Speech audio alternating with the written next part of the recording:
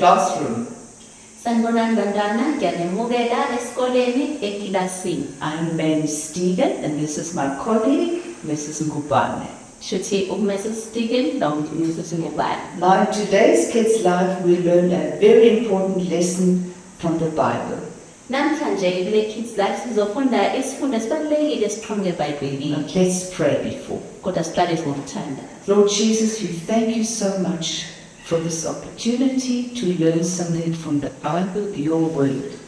Nkosi Jesu siyabonga ngaleli thuba lokuthi sifunde isifundo esiqhamuke eBhayibhelini esiyizwi lakho. Please bless our being together. Siyacela Nkosi ubusise inhlanganyelo yethu. Amen. Okay, children, there was once a teacher, and he had a big bag of potatoes in his classroom. Manje bangani kwakukhona uthisha owayenesaka mazaba leklasini. You know, something like this. That's 10 kgs. Shuthi ke isaka ekanjena 10 kg we ongazambala. Yes, and now every day when class was finished, he called his children. Shuthi njalo ke mase kuphuma isikole abiza abantwana bakhe abaseklasini abafundi. They had to come to his desk, and then he told them they must each take a potato. Wayebuye babize lethi umuntu nomuntu akeze deskini kathisha, umuntu ngayedwa athathe isaka namazambala. So they Abekizaba nelilodwa. yes, and then he said to them they must put it in their school bag. Asethi ke ahambe efaka umuntu alifake esikhwameni sakhe. Okay, and then on top of it, he told the children they must take it home, the potato. Wasethi ke mase balifakile phakathi esikhwameni sawo umuntu bakha wakhe ahambe nale ekhaya. And they are not allowed to take it out at home. Futhi abavunyelwe sidala ukuthi balikhiphe izambane emakhaya. Yes, the potatoes had to stay in the bag, and the next day they came back with their school bag, the potatoes went inside. Babehamba bemakhaya nezambane phakathi kobakha babo, mabebuya futhi babuye nezambane liphakathi. So every day, same story. He told the children, come to my desk. Aphinde futhi nangosuku olulandelayo basephuma isikole ababizozana edeskini lami, Take a potato thathani izambane, and put it in your bag. umuntu nomuntu alifake esikhwameni sakhe. And there it stays, and you bring it back again in your bag. Lihlala phakathi izambane ungalikhiphe esikhwameni sakhe. Now, children, after some time, one child started complaining. Base-ke bantwana-ke emva kwesikhashana empeleni zukwana, hayi omunye umntwana aqale manje akhonona. And then the child said to the teacher, Teacher, my bag is so heavy now. Athi omunye umntwana ngeke thisha manje isikhwama sami siyasinda manje. Oh, you know, teacher, my shoulders are hurting. My bag is so heavy. Athi manje thisha amahlobo ngiyasindelwa emahlombe isikhwama sami singidonsele emumva. Yes, and another one said, and teacher, there's such a bad smell in my bag. Bese athi omunye umntwana mina thisha nginenkinga isikhwama sami nkosiyanuka nje phupha. I think at least one potato is rotten.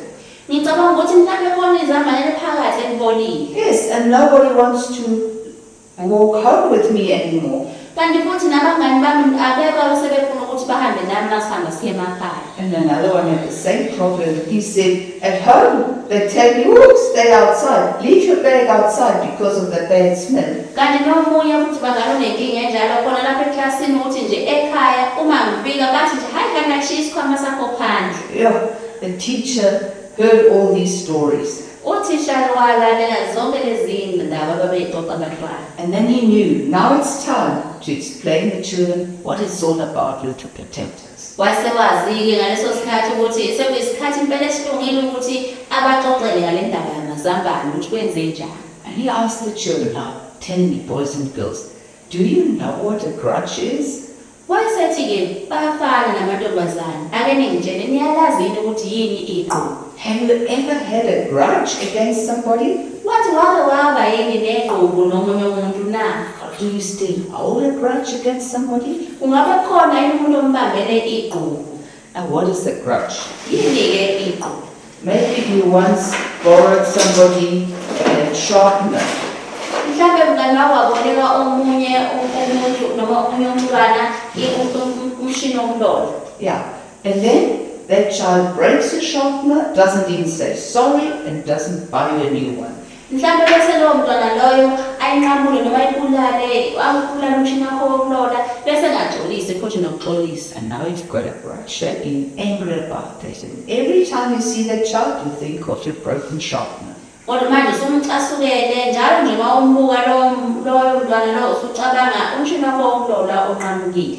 Oh, maybe another one thinks of, there was once a birthday party. Now everybody in the class was invited. I was not invited. Mhlawumbe omunye uyacabanga ukuthi kwaba ne-birthday, iphathi ye-birthday. Mina bangangimema kodwa wonke umuntu eklasini wayemenyiwe. Why didn't you invite me? Usuyacabanga ukuthi mina akangimemanga ngani. Now you have a grudge. You can't forget that. Uyabona-ke igqubulelo ngoba awukwazi ukuyikhohlwa leyo nto. Or something that's very common is that maybe you get punished by your teacher and you say, but I haven't done anything wrong. Kodwa into enye futhi evamise ukwenzeka ukuthi mhlawumbe uthisha wakho akupanishe ngendlela thize kodwa wena usuthi kodwa nje angenzanga lutho. It's unfair. The whole class was punished, but I wasn't speaking. Mase uyasho ukuthi ayingeke ayinako ukulungiswa ngoba manje wonke umuntu kumele apanishwe ekubeni angangakhulumi lutho. And now you've got something against the teacher because every time he walks past you, you don't want to greet him. Bese manje khona into esunayo njalo ngalothisha lochifi nje othize njalo uma indlula awusafuna ngisho umbingelele. Or maybe in your family there are people, you've got an uncle or an aunt and then they visit you and bring gifts and you feel, why did my sister get a better gift than I? Mhlawumbe emndenini khona umalume khona umalumekazi kanjalo bese mhlawumbe bayaletha izipho banika izipho bese uyayibuza ukuthi hawu yini mhlawumbe udadewethu noma umfowethu enesipho esingcono kunesami. Yes, and then you can't forget that and you hold it against that uncle or aunt. Ebese awukwazi ukuyikhohlwa lento leyo lokuthi injalo nje angiyikhohlwa ukuthi wapha omunye isipho esingcono kunesami nomalumekazi nomalume. Or you know something that often happens that somebody borrows money from you and forgets to give it back. Ebese mhlawumbe ukhona umuntu waboleka imali kuwena akakabe sayibuyisela.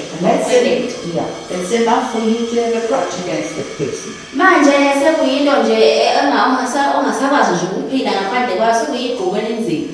Or it's sometimes enough simply somebody is unkind to you, hasn't got a friendly word, and now you have a grudge. Mhlawumbe umuntu uphatha ngendlela mhlawumbe okungayilindele engamukelekile hayi manje usumbambele igqubu. You see, you have a grudge because you can't forgive that person. Uyabona-ke unegqubu ngenxa yokuthi awukwazi ukumxolela omunye umuntu. And that's why you can't forget it. Ingakho ungakwazi ukulikhohlwa. And that means to hold a grudge. You hold it, you hang on to it. Lokho kuchaza ukuthi umuntu umbambela igqubu ulibambile ngci. And of course you think, I'm right, the other one is wrong. Bese uyacabanga ukuthi kuphela imile kahle kahle engiright lana lona umuntu uyena wrong. Now think of the potatoes in the school bags. Manje cabanga-ke ngalamazambane akobha. The potatoes, they were heavy in the bag and they were smelly in the bag. Amazambane ayesesinda kobhakha amanye ebolile kobhakha enuka. And they made life unpleasant for the children, the learners, the students, not for the teacher. Bese-ke lawo mazambane enza impilo ibenzima enza kodwa kubantwana hhayi kuthisha. And this is exactly how a grudge works. The grudge does not hurt the other person. Your grudge destroys your own life.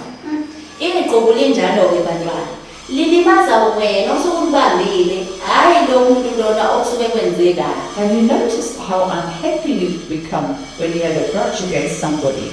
Usuke wanombona yini ukuthi ubanzima kanjani noma uphila impilo emuncu kanjani uma ubambele omunye umuntu igqubu. You know, and very, just in passing, very close to a grudge is jealousy. You're jealous of somebody and that can also create a grudge.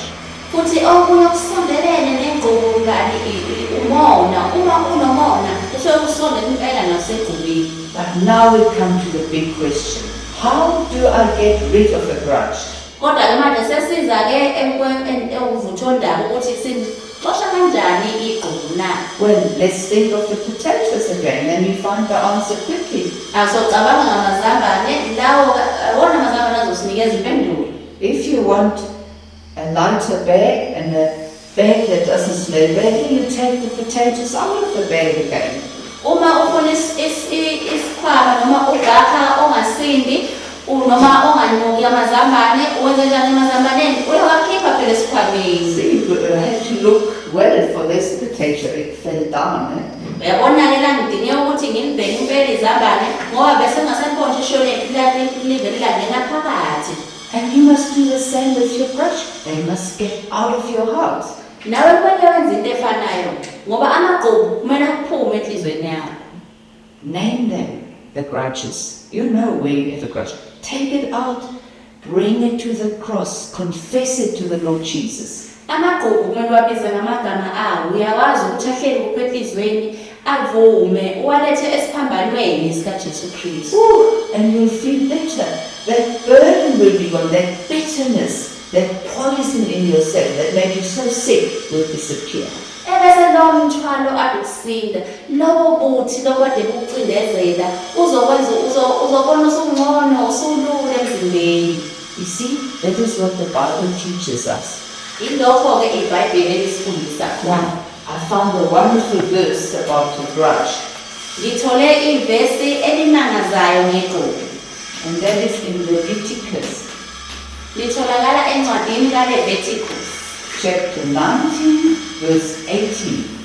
Isahluko sika-19 ishumi nesishiyagalolunye ivesi leshumi nesishiyagalombili 18. Now, I know in German you say drittes Buch Mose, the third book of Moses. Ngesijalimane-ke uLeviticus obiza ngencwadi yesithathu kaMose. Now listen, do not seek revenge or bear a grudge against anyone among your people. Lalela ukuthi lithini leli vesi lithi ungaphindisi ungabi naqhubu nabantwana babantu. But, now we hear what we should do.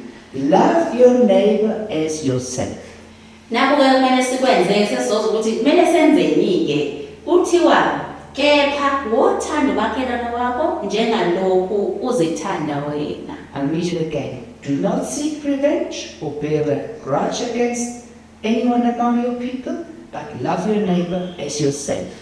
Ngizoliphinda futhi leli vesi lithi ungaphindisi ungabi namaqhubu nabantwana babantu bakho kepha wothanda umakhelwane wakho njengalokhu uzithanda wena. And the last sentence in this verse is, I am the Lord. Bese umusho wokugcina kuleli vesi uthi nginguJehova. See, it's very important. It's not my law. This is what God says. Kulokhu kubalulekile ngoba akona umthetho wami kodwa ilokhu okushiwo nguNkulunkulu. If you want to be blessed and live a happy life, listen to God's word and obey it. Uma ufuna ukubusiseka uphila impilo futhi ethokozile phila ngendlela uNkulunkulu akuyala ngayo. And now my last one. Ma'am Ngubane, she's got little children.